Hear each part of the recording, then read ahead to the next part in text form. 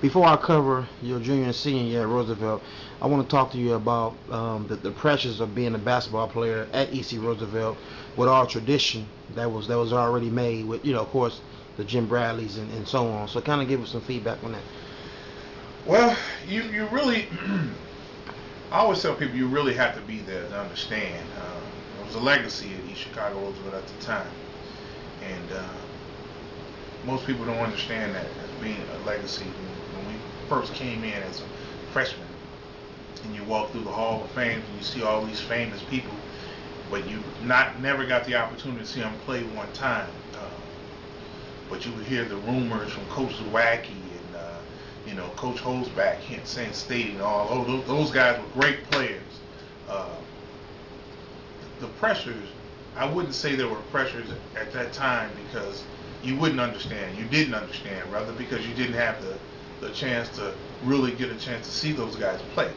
Um, and until the time you get a chance to see the history and see all the accomplishments they had, accolades they had during the time, you respect everything they accomplished, everything that they did. Um, I think the only pressure you would have had at that time growing up in East Chicago, Roosevelt, is just being able to perform, knowing that the people before you had a lot of successes. The people before you, they were performing at very high standards. So that was the only pressure to keep that legacy going, to continue that legacy, to make people see, wow, Roosevelt is always competing to be a state title, always a contender for the regional, the sectional. So that was the only pressure, I would say, because with like Arthur and after reviewing, after looking over your footage with him, the pressure he had with his sister, following his sister footsteps, but we all had the pressure of being keeping that name, East Chicago Roosevelt, competitive, just being competitive. We are who we are. And I mean, the only pressure for me was just being able to compete at that level and continue to win and keep that legacy going. I don't think we ever lost more than 18 games a year. We were always winning. It was always a winning tradition at that program. Gotcha. Now you're a junior, and now it's time for big time basketball. You played the sophomore, but now you one of the featured guys on this team. Give us a little feedback on your junior season. Oh my God. It's really funny though, because at the time Tony Harris was man, he was the star. We had several players we anticipated coming back, and we had lost for various reasons, for academic issues, for transfers, whatever. Some guys had moved and relocated, but at that time, my junior year was a year where I had to, Tony Harris was out. He had some things going on at that time, but however, Tony ended up coming back, and it was such a relief because we were so young at the time. With me, Al Taylor, Robbie Brundage, we had a lot of young guys on our team. Will Dawson, who was seniors, but they didn't get a whole lot of playing time the following year as juniors. So it was young. We were young and experienced at the time, but I was Fish.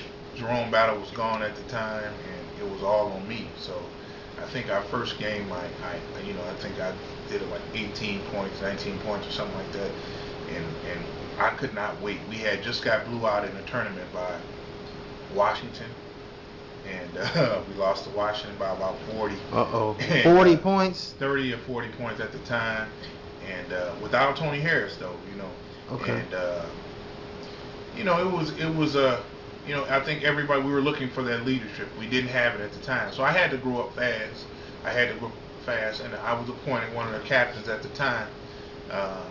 With Tony being dismissed, I had to grow up fast. And when Tony came back, we had a very good 1-2 punch. Tony was averaging about 26, 27 a game as a senior, and I was averaging about 15, about 10 boards a game.